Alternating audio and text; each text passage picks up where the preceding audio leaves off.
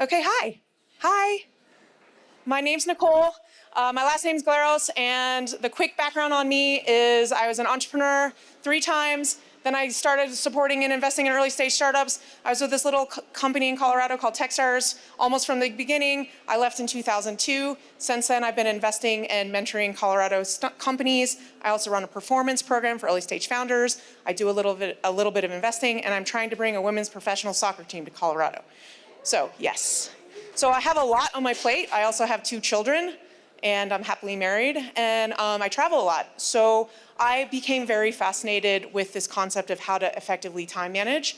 And we're not going to talk about time management. We're going to talk about investing your time. So, oh yeah, that's me. Is it working? Okay. There are 3 things that are totally true no one can argue with me about, right? Thing number 1, you only have one life. Okay, this is not an existential conversation, so maybe you have more than one, but we're not going to question God here today. The second thing is time, because you only have one life, time is your scarcest resource. You can't replenish it. You can make more money. You can make more friends. You can rebuild a reputation, although it's hard, right? But you can't get that hour of your life back. Once it's gone forever. And you absolutely have more things to do than you have time for. And so as founders and entrepreneurs and people that have a lot of stuff in their life that they want to get done, what do? So today we're going to do a workshop on that. So first of all, everyone get out your laptops. You're going to need them. And if you don't have a laptop, get out a piece of paper, because this is a workshop. This is not me talking at you for an hour or 50 minutes or however long they give me. Who knows what the Pareto principle is? Tell me what the Pareto principle is. What is 80? What is it though? 80% of production, etc. Right. So if 20% of your efforts are producing 80% of the outcome, thanks Wilfred Pareto. You've all heard this rule, right? So if 20% of your efforts are producing 80% of your outcome, what are you spending the other 80% of your time on? No, seriously.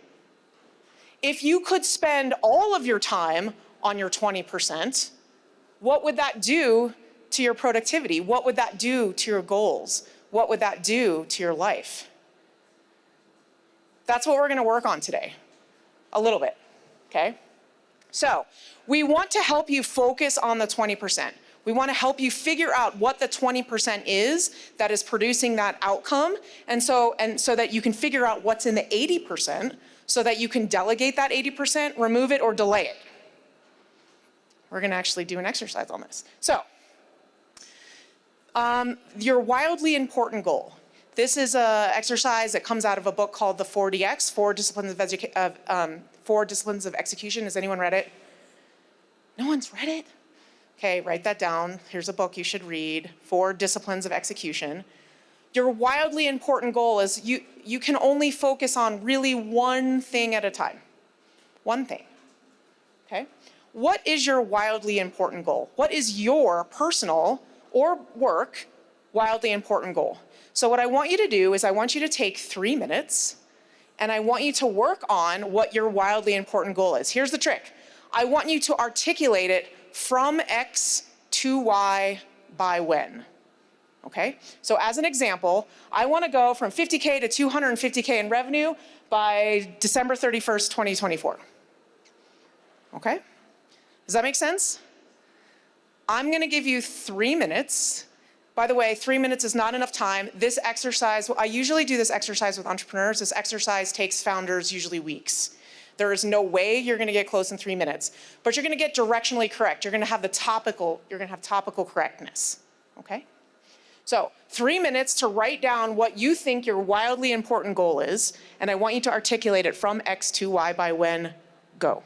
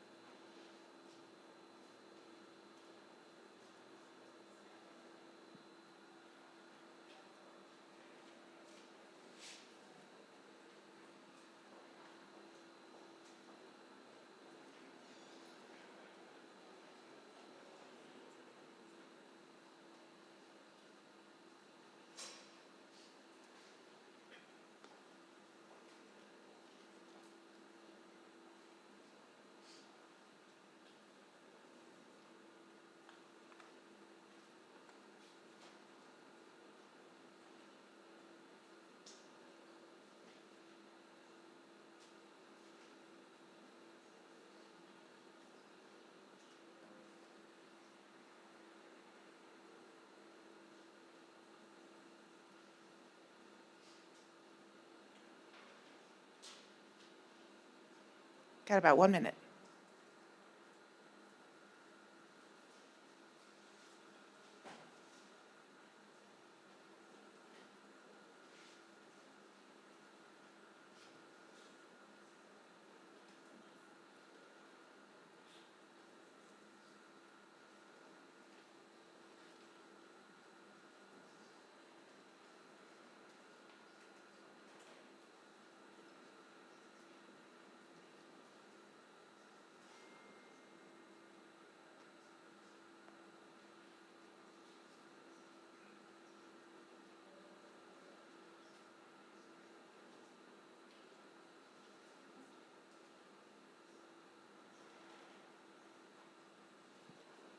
Okay, while you're finishing up, anybody want to share what their wildly important goal is?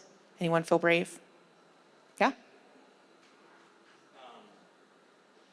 put we, because we're a team, we will go from 23 to 50 dealerships by the end of 2024, which will bring our revenues to about 125. Great. So for how many what'd you say, 25 dealerships? 3 right now to 50 by the end of the 23 dealerships to 50 dealerships by the end of the year, by 12/31/24.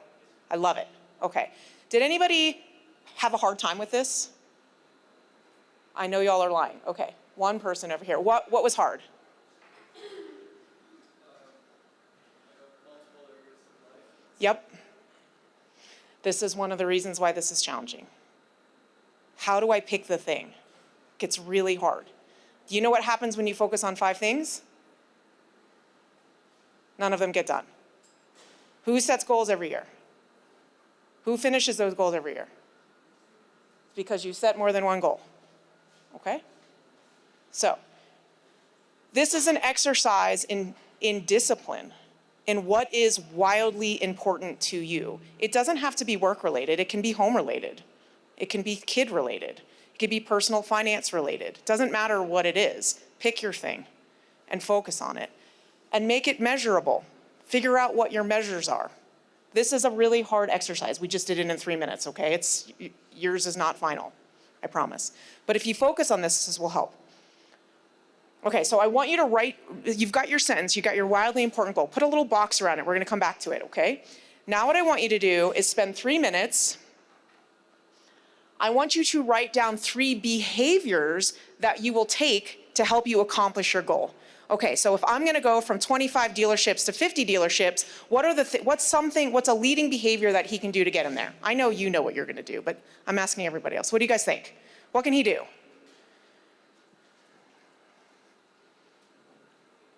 What do you think? Make phone calls? He's gonna get on the phone and call other dealerships to try to close more dealerships, right? How many phone calls do you think he needs to make a week to do that? Take a guess, I don't know. How many phone calls a week? 100? 100 phone calls, amazing. Okay, so one of his 3 behaviors is make 100 phone calls every week. Try to come up with at least 3 behaviors that you're gonna do that are gonna lead you to your goal. Let me explain the why behind this, okay? If you have a goal of losing 10 pounds, and you get on, and your wildly important goal is I wanna go from 150 pounds to 135 pounds by December 31st, or whatever it is, whatever your date is. And you get on the scale every day, and all you do is get on the scale every day, nothing changes. Nothing changes. What are the leading behaviors that you're gonna do to help you accomplish your goal, right? So it might be, I'm gonna take half my food off of my plate for every meal. It might be, I'm gonna cut sugar out of my diet. What are your 3 behaviors? Okay, so I'm gonna give you 3 more minutes of silence. Write down 3 behaviors that will help you accomplish your goal. Go.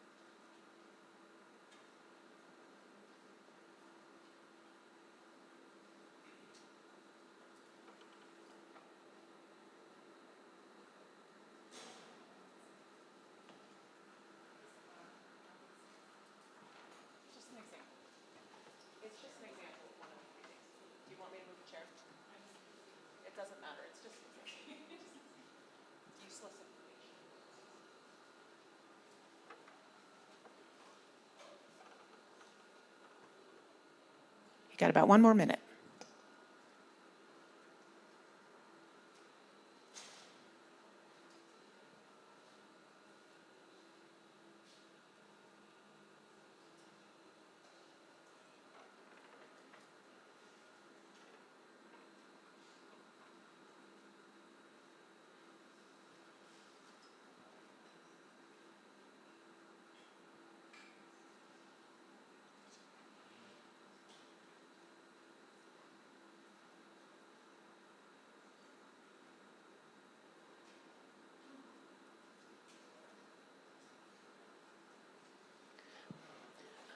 Okay, let's reflect.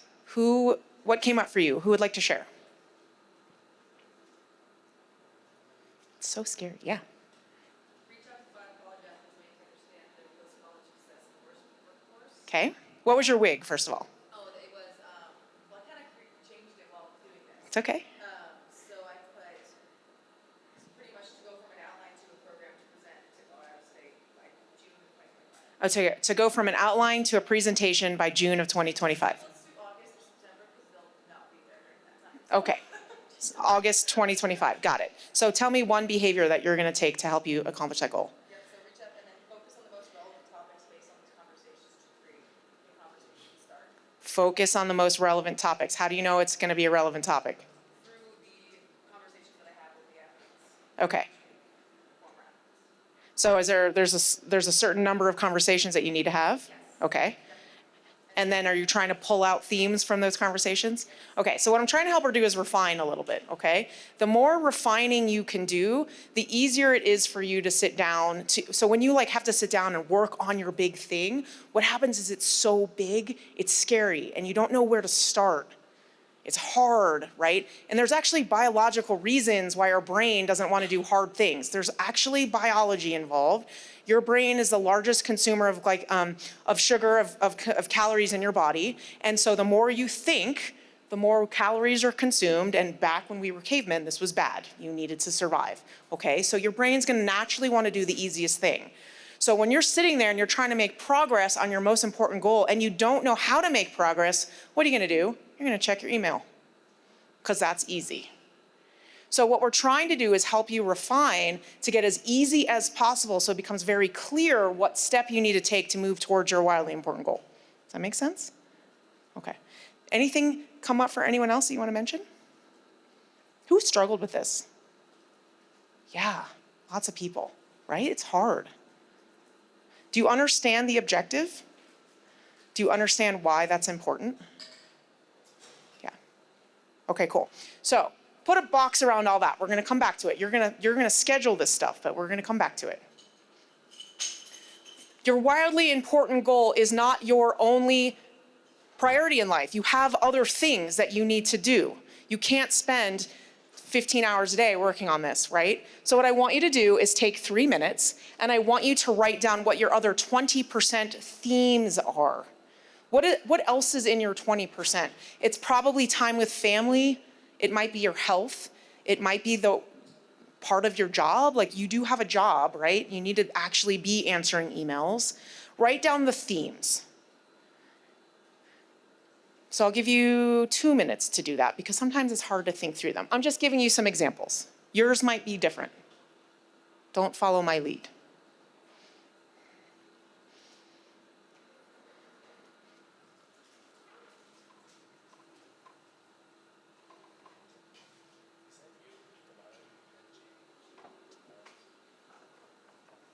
Twitter, Threads, LinkedIn, yes.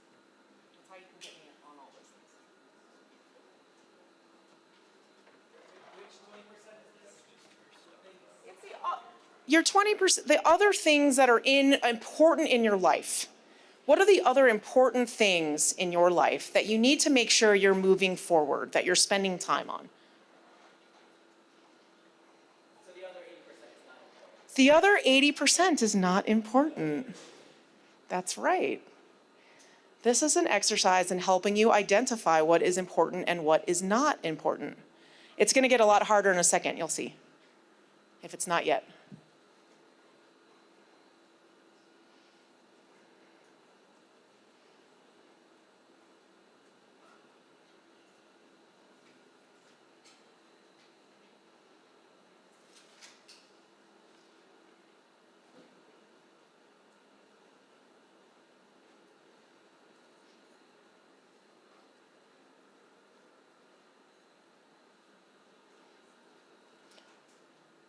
Oh, yeah. Okay. There's more ideas.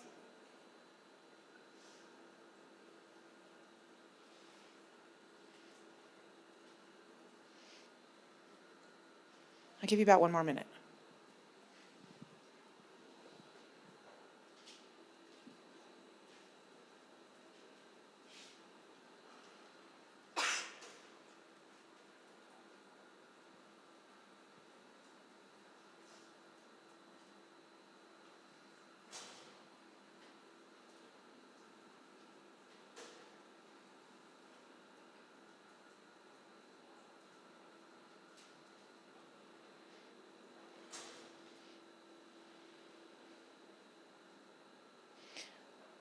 Okay, ready? Here's where it gets hard. If you have your laptop, you really want it for this part. If you don't have your laptop, a piece of paper will work, but it's a little harder. What I want you to do is to create an ideal calendar. Your ideal calendar might look something like this, okay? I want you to take your wildly important goal and your 20% themes, and I want you to block time on your calendar for where those things go. Does that make sense? I want you to, if you have your laptop, you're gonna color code. There's a reason that we're gonna do this. There's a reason why we're color coding. But it also just helps visually so you can see what activities go with what themes. This is where it gets hard. The reason that you're stressed out and freaked out all the time is because you are trying to do you're trying to put 20 pounds of potatoes in a 5-pound bag. You only have the day. Calendar it so that you're calendaring your most important things, and then you have to figure out how to fit or get rid of the stuff that doesn't go on here. When I do this with entrepreneurs, this is usually incredibly stress producing. I want it to be stress producing for you because on the other side of that is nirvana. On the other side of that is where you start actually making real progress about the things that are most important in your life. But you can't do it until you actually get realistic about how many hours in the day you have and what is important to you. Because if everything's important, nothing is important. Okay? So I'm actually gonna give you time to do this because we're gonna reflect on it, and this is hard. I want you to know this is really hard. So, if you have a laptop, use it. If not, do it on a piece of paper, write out your week, and start to time block. Here are some tips as you do this exercise, okay? Recognize your circadian rhythms. Your circadian rhythms are actually really important. If you're fired up at night and you're most productive at night, put those time blocks of work at night. Put the hardest thinking times when you are your most productive self. For me, it's in the morning. For many people, it's in the morning, but not for everyone, right? If you are antisocial at 3 o'clock in the afternoon, don't schedule meetings for 3 o'clock in the afternoon. Use your circadian rhythms as a guide to how to lay out your week. Chunk in no less than 90-minute increments. This is also really important, okay? We live in a world where we're constantly being bombarded by all kinds of data and notifications, and every time you get a notification for something, every time you context switch, your brain takes time to get back to the topic at hand. If you try to spend 30 minutes doing something important 3 times a day, you won't get anything done. If you spend 90 minutes doing that because you're deep thinking focused on it, you will get so much more productive out of that 90 minutes. So try to keep your context together in 90-minute chunks. Does that make sense? Okay. I want you to block time for creativity, learning, and recovery. If you are an athlete, the most important part to reaching maximum potential for an athlete is the recovery phase. It's pushing really hard and then resting, pushing really hard and then resting. An athlete that's pushing all the time against their max potential never makes their max potential because they don't have the proper rest. Your brain is the same way. You need time for creativity, for relaxation, and for rest. It is not a luxury, it is a necessity. Make sure that you're blocking all things that are important to you, not just work. If picking up your kids is really important to you and that's part of your thing, schedule it. Put it on your calendar. When you're done, if you're using your computer or if you go back to do this in your computer and you have a work account, make sure you have privacy turned on. Otherwise, your entire company can see your ideal calendar. And this is not their ideal calendar, this is your ideal calendar, okay? And the last one is, when you're done, it should actually feel energizing to you. When you look at the calendar after you go through the stress of this exercise, you should be like, hell yeah, this would be an amazing week. Like if I could get this done, I would be amazed and stoked and fired up every week. It should feel great to you. So I'm gonna give you guys some time to work on this. I'm gonna give you probably, what time is it? I'm gonna give you 6 or 7 minutes. So it's gonna be long, quiet, okay? If you have questions, raise your hand, I can come around and answer them, but really focus on doing this.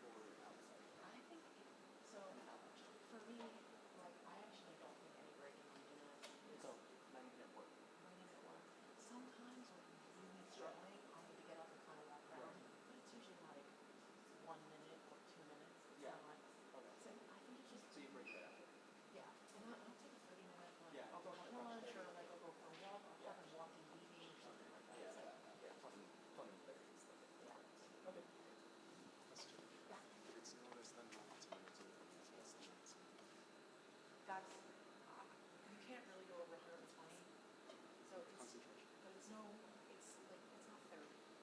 So you can, the guide is 60 to 120. Usually 30 minutes is about right. 60.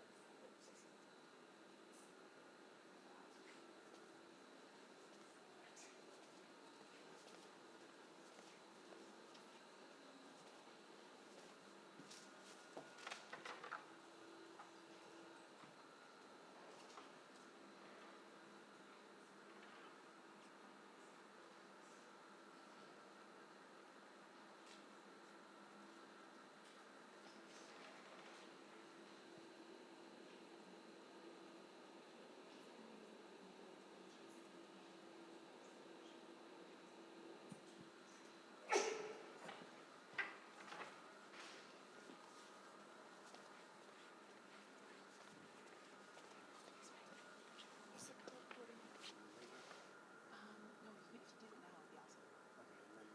Should we do like free, busy, or like? I don't do free busy. Well, you mean for others to see? We don't want others to see it. Not yet. Okay. I set my time as free, but I just wasn't sure. And then notifications. Do you just like turn on notifications? I turn off all notifications. Okay. All right. Yeah.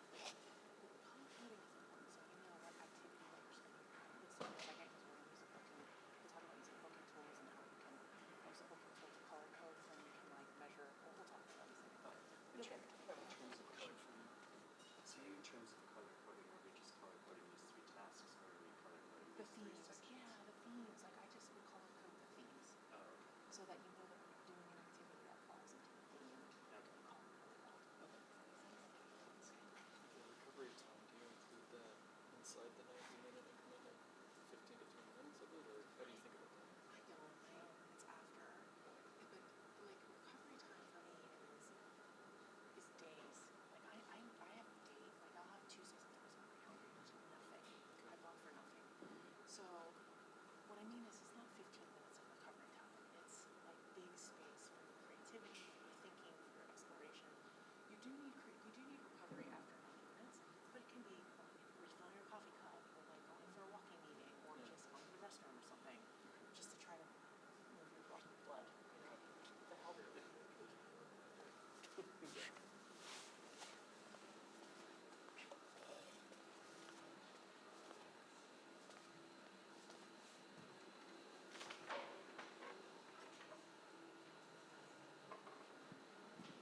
Let's do like one more minute.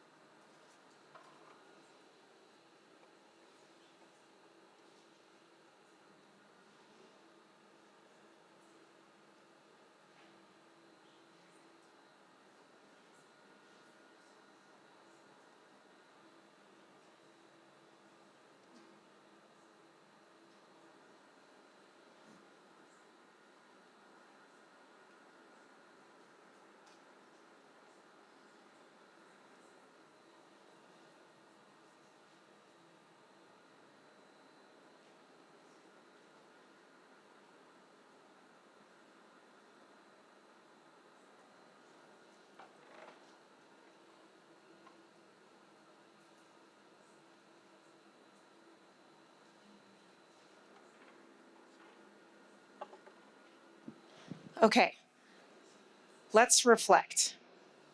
I know that wasn't enough time. That's supposed to be a joke. This is really hard. What did you struggle with? What was hard? Yeah. How granular to get? Yeah. So this is why I wanted you to do themes, right? And so one of the things, I know it's really hard to see, but if you can look up here, like my orange theme is my kids, it's my family. So I know that anything that's orange on my screen is my family, right? And so when I want to go see a kid's school performance, or I do drop off or pickup, or I've got date night or something like that, I color it orange on my screen. So try to do big themes, because otherwise you're like, it looks like a rainbow and I don't know what means anything. The right number of colors is probably, the right number of themes is probably 5. There's some science behind that, right? 3 to 7 is about what our brains can remember. Yeah. How do you manage the fact that everything else around you is always changing? Yeah, we'll talk about that. That's a reality of life. You will have very few weeks that look perfect. That's okay. But we will talk about a little bit about that. Yeah. I'm sorry? The question was, do I do a reset? No. So what I do is, this is a Google Calendar, as you can tell, right? And it's a separate calendar. It's like a calendar that nobody has access to but me. And I can turn it on or I can turn it off, right? And we'll sort of get into a second how we do metrics across it. So then this isn't my actual calendar, this is just my ideal calendar. This is how I want to spend my time. And this is my goal. I almost never get here, but it's amazing when I do, and it's delightful, okay? But I do look every week at how closely I'm adhering to it. So there was some question about recovery time. I got that question twice. So a couple things. Recovery time after a 90-minute work block or like an intense work block is a different thing than space to recover. And what I mean by space to recover is like now this is an old calendar. Actually, it's not. Well, it is because I did it a long time ago, but I just updated it to today. I have days on my calendar where I don't have anything planned. And those are days that I want to explore, or I want to read, or I want to hike, or I want to learn something new, okay? That's what I mean by recovery. It's days when your brain is focused on something else, that it isn't focused on all of this stuff. And that's often when you get your best ideas. Who gets why we get our best ideas in the shower, right? I often get my best ideas when I'm hiking. Where do you do your best thinking? It's when you're least expected. It's when your brain's not focused on it, right? And so that's what you're trying to create for yourself. You do want recovery time after 90-minute work blocks, but they can be short. Get up, go to the bathroom, like refill your coffee. Have a walking meeting afterwards. Whatever it is for you. What else was hard? Yeah.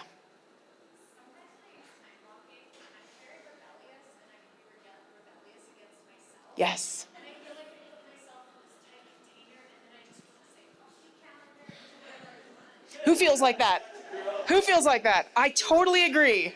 So here, we had this same conversation. He and I just had the same conversation. So a couple things. Okay, remember that this is your calendar, your time, not anybody else's time. This is how you want to spend your time. This is where, if you lived in the most perfectly dreamy world and you could do whatever you wanted, like this is how you got to do it, right? And so don't rebel against yourself. But when other people put things on my calendar for me, it pisses me off. Does anyone else have that? Like, they don't even ask me, are you available? They just like schedule me, and I'm like, right? So that's thing one. Thing two is what we are trying to do with this exercise is help you figure out what's most important and how to fit that into your life.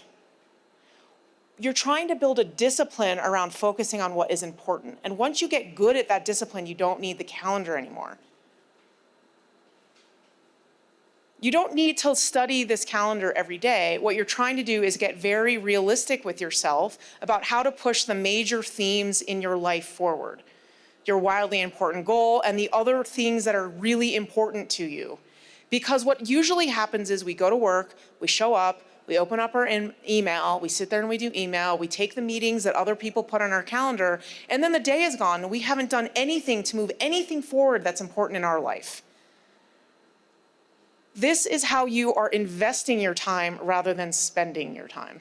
This is helping you build a discipline around investing it rather than spending it. Okay? You have to start with where it goes first. And then once you build that discipline, then you can lose the calendar. But I completely agree. What else? What else was hard? Yeah. I'm surprised that it's taken like 4 people in to say that. It doesn't feel like there's enough time in the day. I know, that's the point of the exercise, right?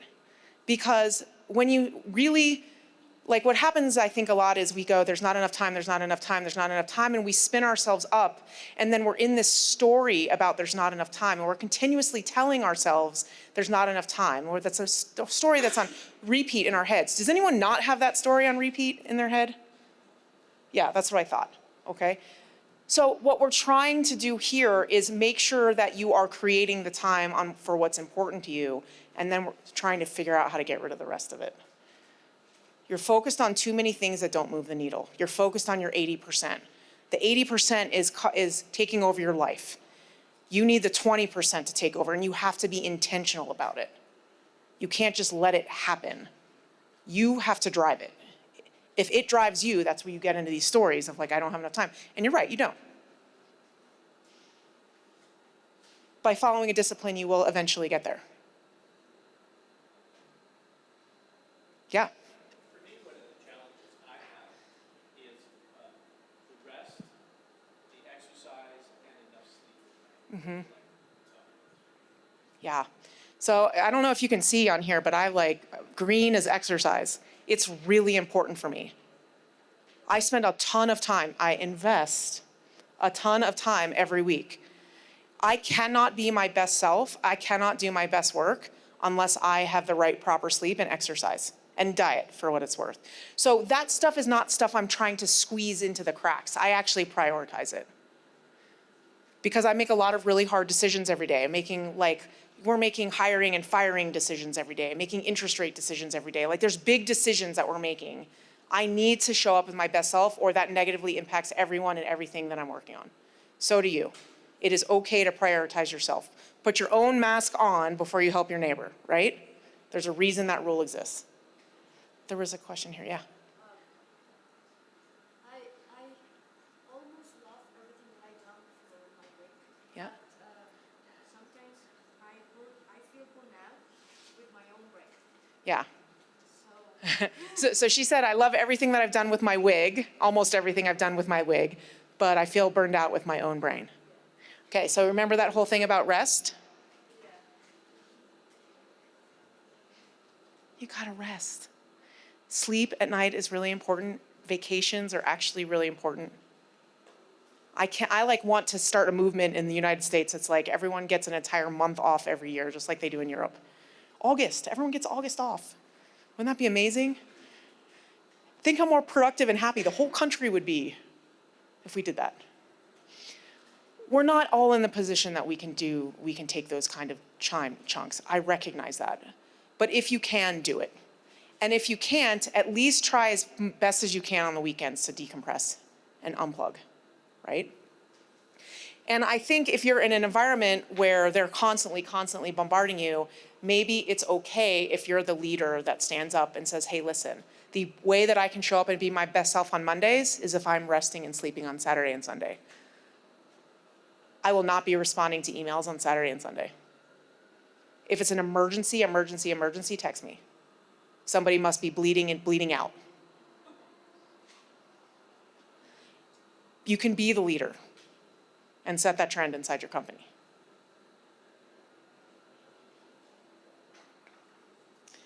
Any other thoughts before we move on? Yeah, one more. One of my biggest struggles has been, I'm a night owl. Yeah. I get most of my creative ideas, and I can really get into focus. And I can go to town from like 10 p.m. to like 3, 4 a.m. Easy. But the world doesn't revolve around my circadian rhythm, and then I don't feel like, am functioning at 8 a.m. And so it's really hard to overcome. Move to Europe because then you'll be on the right US schedule. So this is tricky, and I do hear this a lot. Like your best circadian rhythms are at night when you're your most productive. There's actually some biological reasons for you that might be true. You might want to actually get your cortisol levels tested and things. But that aside for a moment, you're not alone. There are a lot of people. Sometimes if you just have the conversation at work, listen, I'm actually a night owl, and I do my best work at night. I do my worst work in the morning. And if it's okay with everybody else, right, I'm gonna stay in the office until, 8 p.m., but I'm not gonna show up until noon. Like, ask. Sometimes you don't know until you've asked, or you don't know until you've tried. And if not, you can at least just have a conversation with them. I'm most productive at night. Is there any way that we can rearrange my schedule so that I could take advantage of when I'm most productive? And I'm least productive in the morning. Is there a way that we can work better together that sort of accommodates that, right? It is hard though, I know. Don't cut into your sleep if you can help it, because that's important. Okay, let's move on. Okay, so here is where this sort of gets fun. Now you're gonna use a booking tool, something like Calendly, or You Can Book Me, or Mixmax, or an admin if you have one, right? You're gonna share this calendar with them, and you are going to say, make all of the themes fit into the themes. Okay, so if one of your important themes is your team and your ELT meetings, your team, then they can only schedule those ELT meetings or those team meetings or those one-on-ones in that block of time. So in Calendly or Mixmax or You Can Book Me or whatever tool you're using, you can actually say, my one-on-one meeting times is this time to this time on Mondays and Fridays. That's it. So now you're not the one having to say no to people, the calendar is, the tool is.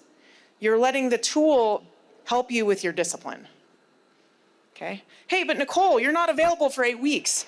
And I go, yeah, wow, sorry. I'm looking forward to seeing you in 8 weeks though. Because your problem is not necessarily what's most important for me. I want to be there for you, I really do, but I have to focus on my important stuff. And I have made space for you and for things, right? So, but tools can really help you a lot with this. In Calendly, you can make like 7 different calendars, 10 different calendars, I don't know, however many you want. So create different calendar links for every one of your themes, and then you can share those calendar links, or your admin can book accordingly, okay? Calendly's like what, $9 a month? It's such an inexpensive investment in your most important, most scarce, most valuable asset, which is your time. Okay, so one thing that's actually really helpful and that I'm begging Calendly to do and they still haven't done, but I email them all the time and I swear to God I do not get money for promoting Calendly, is periodic, like once a week or so, I'll go into my calendar and to all of the actual meetings that are there, I'll book the same color as the theme. Does that make sense? So if my,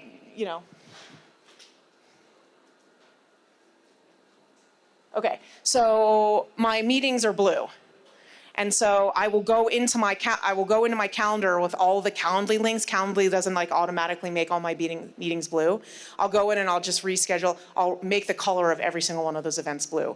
The reason that I do this is because this calendar never actually 100% works, but it's directionally correct. But periodically I can go in and measure my results. How am I doing against my ideal calendar? So Google Calendar uses something called Google Calendar Insights. Or if you're at a company, or you have a company and you don't know what that is, you can also use something called I Know My Time. It's free. And it just like looks at the percentage of time that you're spending in each color. And you can go, wow, my WIG, my wildly important goal that I have is purple. This is my ideal. And like I only spent 2% of my time on it. No wonder it's not moving forward. No wonder my kids don't know who I am anymore because I haven't done anything with my kids in 6 months. And I can look at that because of data. They should have booked with me. I once told my husband, just go look at my calendar, and that never, not a good marriage tip. So one of the things that we're dancing around here is the Eisenhower matrix. Has everyone heard of this, right?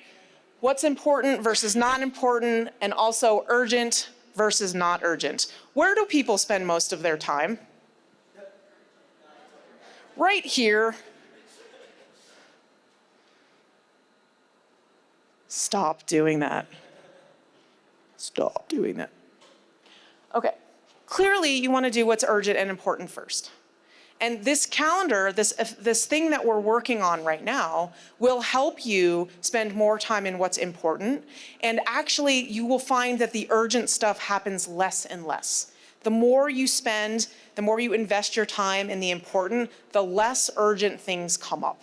Urgent things come up because we've been neglecting them. Right? Usually. Not always. There's emergencies, of course. But that's when urgent stuff comes up. So this exercise is helping you focus in this quadrant. Secondly, you then want to do important but not urgent. You don't want to do that third. You want to do that second. You just went through an exercise of understanding what's important. Focus there. Stop doing those. Please, God. Find a way to get rid of that stuff. Just like delete it, get it off your to-do list, outsource it, let somebody else do it, okay? Do these last. If you're ever feeling really, really overwhelmed, this is often a good exercise to go through. Draw yourself a little quick Eisenhower matrix and go, okay, what are all the things?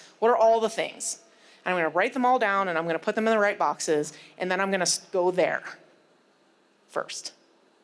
This is an awesome exercise to do if you're feeling really, really overwhelmed.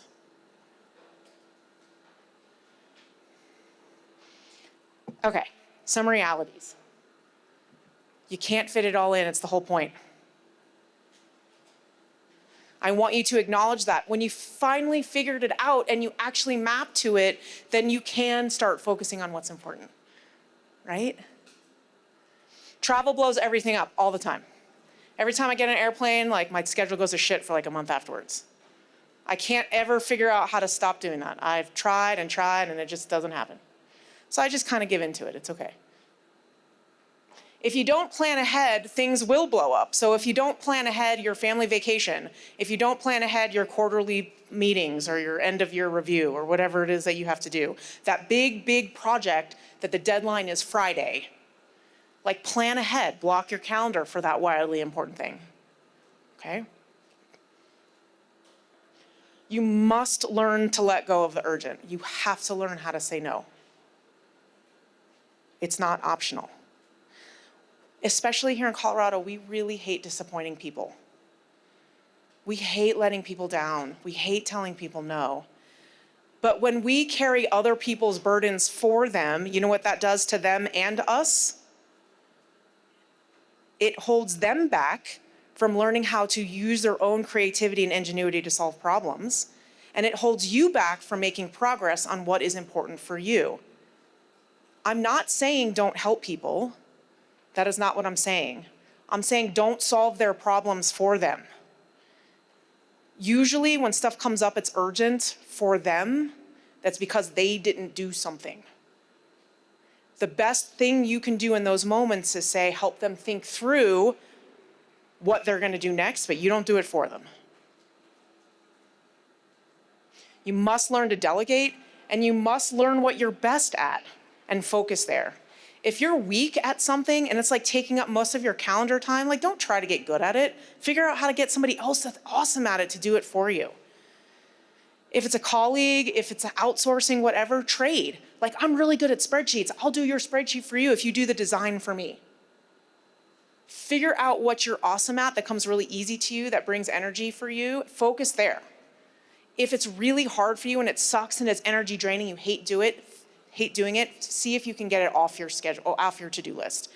That doesn't mean it can't get done. I mean, that doesn't mean don't do it. You still have to figure out how to do it, but find somebody else that loves to do that stuff. This all does take practice. It takes discipline and it takes revisiting, right? Usually it's good for you. Like everyone walks out of here and they're like, the last time I did this, everyone walked out there super fired up, and then I saw somebody a week later and they're like, ugh. Like, I know, right? That's good, you're making progress. I know you're making progress because you're like, ugh.